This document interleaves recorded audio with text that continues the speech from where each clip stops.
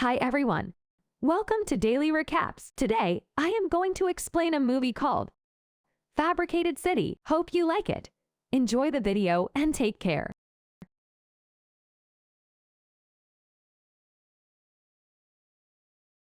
The movie starts with several action sequences. The commander is trying to lead the team to defuse a bomb. The shooting escalates and a team member is in danger. The leader diverts the adversaries, fires at them, but also takes gunfire. The end comes for him. Kwon's identity as a gamer is revealed when the movie cuts to an internet cafe. He is the team's captain. His friends urge him to join them on dates, but Kwon lacks the funds. He claims to have a task while lying. Right next to Kwon's seat, the phone rings. When he picks up, a woman's voice informs him that she left her phone at home. He is given her address, and she promises to pay him to bring the phone inside. Kwon goes to her house. The door is open and he finds the girl taking a bath. She tells him to let her phone on her bed and take the money that's waiting for him. Kwon does so. Before he leaves, he tells the girl she should not let her door open while she is in the bathroom. Kwon returns home and sleeps. The next morning, police agents kick his door down and arrest him under the charge of murder. He supposedly killed the girl who'd lost her phone. Mysteriously,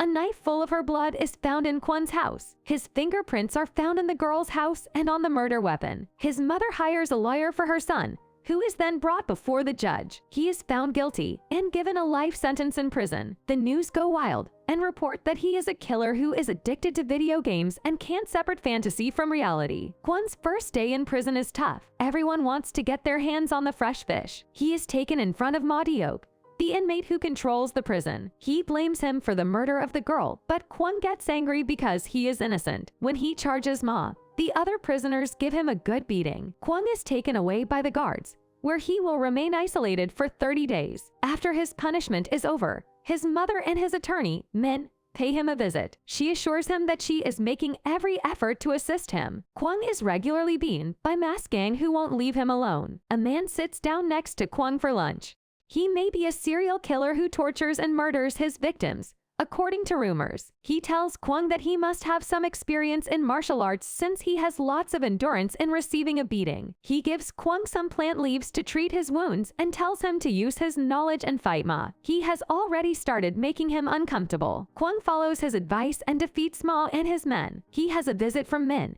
who hands him a paper to sign and tells him his mother passed away. Unfortunately, he can't attend her funeral. A fight breaks in the prison yard and Min tends to stab Kwon. Kwon cuts him first and then stabs himself in the belly area. While he is being taken at the hospital by a police van, we see a flashback to the lunch table. The serial killer tells him that he has to hit the right spot or else it will all be for nothing. Kwon beats the policeman in the van and escapes. He arrives in his hometown and sees his attorney. He asks Min if he's found anyone who can provide him with an alibi, but they haven't had any luck. Min calls the police on Kwon and has to escape again. Kwon researches his own case on the internet. There is video in his mailbox that purports to show him meeting the murdered girl online before meeting her in person in a club. The girl was discovered dead the following day in her bathroom after they left the club together. A mysterious girl named Mr. Harry gets in touch with Kwon. Even when they meet in person, she always calls him on her phone. She takes him at her base and prepares a meal. Soon, 3 other guys join. They are introduced as Young Yuru,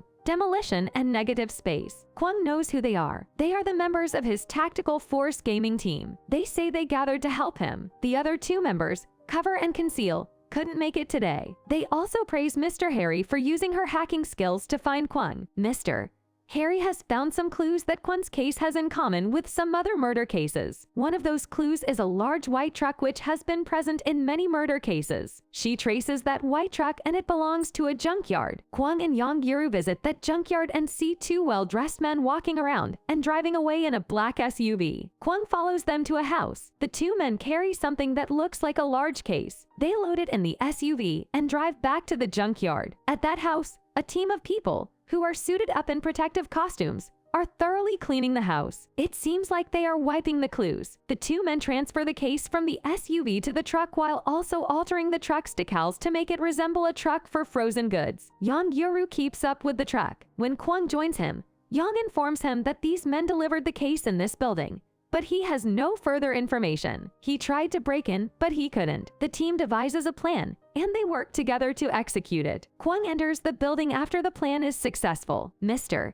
Harry replaces the footage while he moves around, manipulating the cameras so they only record empty hallways. Kwon enters a residence that is home to a budding actor. He notices the package that was delivered by those untrustworthy men, and he opens it. The actor is dead inside it and is tied up. Kwon has to hide because a group of people comes into the room. They seem to know what they are doing, and they are staging and framing the actor's death in a certain way. When they are done, Kwon comes out and looks at the dead actor. The viewer is taken through a mini camera that's installed on the television set, and the person who is looking in it, he is Kwon's lawyer. The film presents a flashback in which we see that the lawyer is part of the organization that stages and frames murders. A woman comes to him and asks for his help. The actor has been killed indeed, but they need to frame it and blame it on someone else. Min comes up with a complete story around the actor. After learning every detail of his life, they decide to accuse an innocent woman of being responsible for his murder. They complete meticulous, accurate work that leaves no room for error. Min plays one last move. He makes a call and says he needs to get someone out of jail. Kwon's team analyzes the fingerprints that were planted at the murder scene. They belong to the woman who is going to get the blame for the murder. They track her and install a bug on her phone to keep an eye on her. That woman receives a call by a female operator who tells her someone has found her wallet.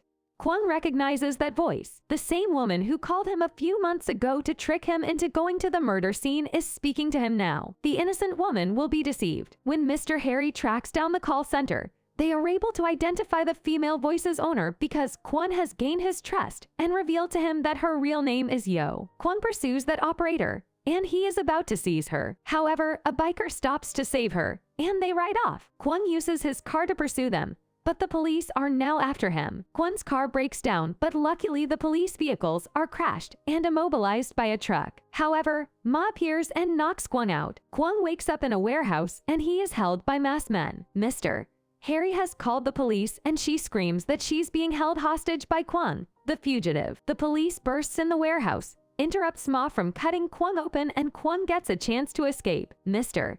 Harry picks him up with his car and they drive away together. They discover that Min gave Kwon his mother's necklace, which was equipped with a GPS tracker. When Ma speaks with Min informs him that killing Kwon will earn him his freedom. Back at the base, Kwon's team creates 2 drones, and they fly them to spy on Min. They are able to listen to some very shady conversations. They are sure he is hiding something. The team takes action, and they first vandalize the actor's murder scene. They wipe the fingerprints, and they mess up the DNA cues. Min orders his own men to clean the scene and comes up with a new plan for the actor's murder framing. In the midst of the conflict, Kwon and his group attack Min's agents. When the organization's chairman visits Min, he is furious with him for the delay in the job. This time, Min's assistant is very concerned. Min advises her to unwind. The actor's legal matter will be resolved. He turns on the news. According to the reporters, the actor's body was discovered dead in a motel. The reporters can't be stopped by the police, and they charge in the room. The chairman's daughter is found on the room's bed,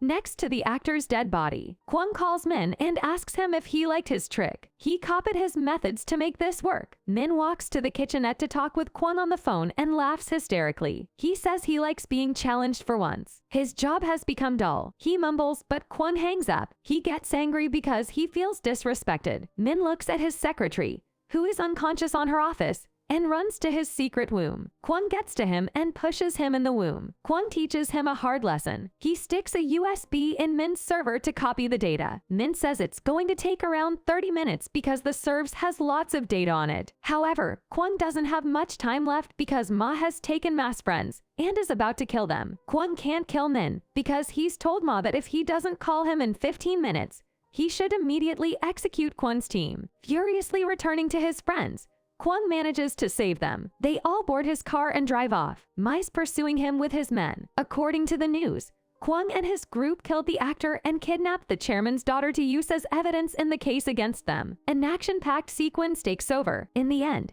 Young and Demolition are arrested by the police while Mr. Harry is taken by Ma. Kwon saves Mr. Harry and drops her off. Then, he drives to a TV station to give himself up. This whole time, Min has been so distracted that he has not noticed the USB drive being still connected to his server. The data transfer has been completed. Mr. Harry Cop is the data, and Space brings cover and conceal on the scene. Launching a live broadcast, they reveal the truth. They make clear how Min has manipulated the killings to frame innocent people and help his well-known wealthy clients escape justice. Min is arrested and he gets thrown in jail, where he comes face to face with mass unpleasant welcoming. The innocent people are freed, and the real criminals are arrested and sentenced. The film ends with Kwang and his team meeting together in a bright environment. Kwang visualized about his mother and a wild smile on his face. That's all from the movie. Thanks for watching. If you really want more interesting videos like this, then hit like and subscribe to support the daily recaps. See you again. Take care.